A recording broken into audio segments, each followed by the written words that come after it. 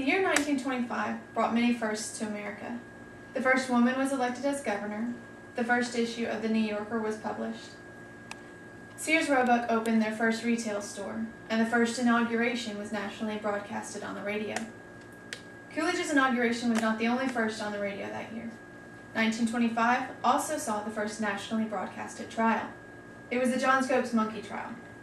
Many Americans today have never heard of this trial, but it actually had a huge impact on the study of science in public schools. For about a week, the eyes of our nation were fixed on this Paducah native and the history he was making in Dayton, Tennessee, as he tried to make a monkey not only out of the state of Tennessee, but out of us all.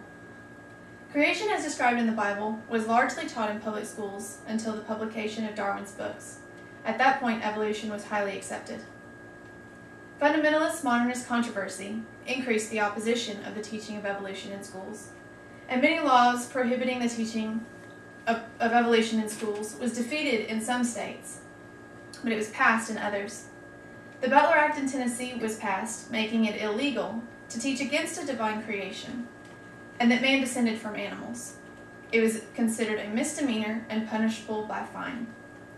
The American Civil Liberties Union announced that they would fund the defense of any teacher in Tennessee who was willing to fight the law in the courts. John Thomas Scopes, a 24-year-old teacher from Paducah, volunteered for the job. He was arrested after teaching from an evolutionary textbook, and he was represented by Clarence Darrow. William Jennings Bryan represented the state as the prosecution.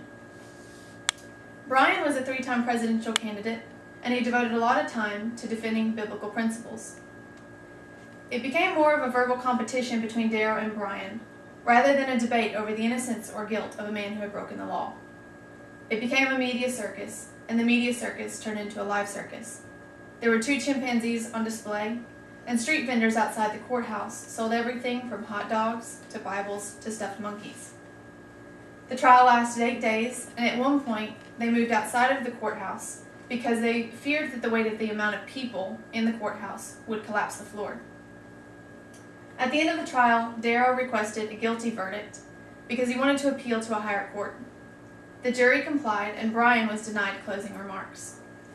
Although he was unable to deliver closing remarks, he made some pretty profound statements during the trial. He stated that evolution was millions of guesses strung together, which made man indistinguishable among the mammals. He also said that it is better to trust in the Rock of Ages than to know the age of rocks. It is better for one to know that he is close to the Heavenly Father than to know how far the stars in the heavens are apart. The teaching of science in public schools has greatly shifted in the last century. It used to be illegal to deny a creator God by teaching evolution in schools. In America today, teachers lose their jobs, students are punished, and graduates get their microphones turned off in the middle of their valedictorian speeches for merely mentioning God's name. The Scopes monkey trial was very instrumental in this radical shift. Although Bryan won the battle, he lost the war. Yet through it all, he stood by biblical truths and the lyrics of the famous monkey trial song, "You can't make a monkey out of me, and you can't make me out of a monkey."